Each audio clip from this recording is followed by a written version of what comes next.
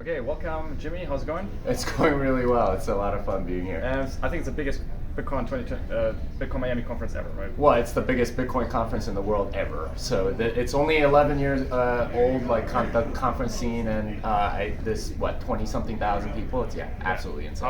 How do you experience it? Well, I think there's too many shitcoins, too many NFTs, too many DeFi projects, and too many people that are shilling things that are completely horrible and immoral. But other than that, yeah, it's great. Would you still give them that they try to keep it as low as possible and like have as possibly have legit companies as much as possible? Yeah, I mean, like I'm in the speakers lounge. There's a Solana. What is Solana? The video, like what the hell? I don't know. Like I'm just saying, like, you know, I'm a little disappointed in that area. Yeah. Have you been to the expo floor? I have not. Okay. Yeah. Well, I was there like a couple days ago when everyone was setting up, so I haven't actually seen it. Okay. So we are here at Bitcoin2022. What would you like to see in the media space? What kind of news would you prefer? Well, that's a good question. I obviously, like, I have a column at Bitcoin Magazine, so that I obviously approve of at least some of what they're doing. But I'd like to see more news, like sort of like exploring different sub-communities of Bitcoin. So there's, for example, like a bunch of military veterans that are into Bitcoin, right? And like I think time is right for sort of like niche Bitcoin news. There are sort of news websites for, you know, techies like me or something like that, and people on the left, people on the right. I think it's like a good time, for example, for your organization to find a niche and go with that, because I think that's, like, Bitcoin is big enough that we have that sort of like, I don't know, this sounds bad, but kind of like a balkanization, right? Like some sort of like different organizations reporting on different things. So it's interesting. I was just recently had a chance to read the book, The American Dream, Bitcoin and the American Dream, right? And it's also a lot like spinning in a way, almost that it just shows how much benefit there is for all these minorities. Could you maybe explain a little bit more about that? Yeah, absolutely. And this is the big thing that we wanted to. The book was geared towards politicians, and one of the things that we have to dispel is this idea that Bitcoin is only for like white male libertarian finance bros, and that's not the case. And we show in the book through stats and everything else that it's actually very different.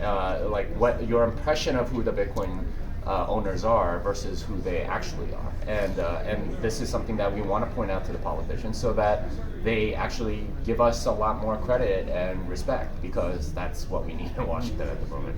Awesome. So we also want to make it easy for beginners. Always give a little bit of knowledge, which you're especially great at. So there's this big controversy that we should change Bitcoin from proof of work to proof of stake, right? And I think that was proposed already like years. I think I remember something. Do you remember something? I mean, they've been talking about it since 2010 probably, but yeah. So maybe just one simple question. What's the likeliness that it will ever happen? Zero. Like, actually -1. I don't know. The thing is, like, proof of stake it doesn't solve anything. It doesn't actually solve the Byzantine generals problem. You can't have decentralized consensus on proof of stake, because the whole idea of decentralized consensus is that you need actual work to be done, and you need to be able to determine without asking other people what the actual thing is, what the canonical block is, and you can determine that with proof of work because there's an objective standard. With proof of stake, it's you have to coordinate with others, and at that point, it needs centralization in order for it to work. So it doesn't solve anything at all. And I love that Chris Larson came out from behind like the mask of like the villain that he is, right? It's just sort of like, hey, I'm making myself known as the villain of this space by donating $5 million to Greenpeace or whatever.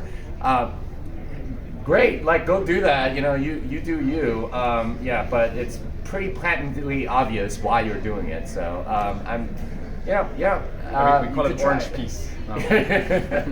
I think Greenpeace has sort of like jumped the shark on that particular thing. It's like, oh man, you really have no idea what the heck you're doing. Right, yeah.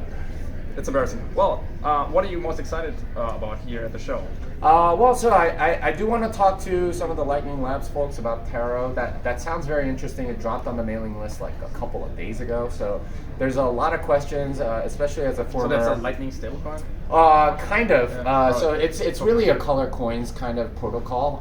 And I used to be involved in the Color Coins project way back in 2013. So I have some questions for them, and I'd love to learn more about it. So yeah. So we can finally have shitcoins on Lightning. Let's go. Yeah. So that I think there's some room for USDT because there or something like that, because there's a lot of people in all these third world or like developing countries, and people suffering from inflation that want to store value in dollars. So there's some of that, but we'll see where it goes. You're working on a book, I think I heard. Tell us more. Oh well, so the latest book is Bitcoin and the American Dream. I'll probably have another book sometime over the summer, like Bitcoin Not Altcoins, Bitcoin, like the case for Bitcoin maximalism, something like that, which is a book that we've been talking about for 4 years or something like that, and we just need to go put it together and write it. So besides the Bitcoin News happy hour tomorrow at 5 p.m., like what party are you invited? What party? The party that I'm excited about is Robert Breedlove's one tomorrow, and that's going to be very exciting. And can't reveal anything, but let's just say I'm going to get to check something off my bucket list. Oh wow, okay, interesting. Yeah. Thank you so much, Jimmy. All right, thank you. Fun. Yeah. Thanks. Yeah. Well, you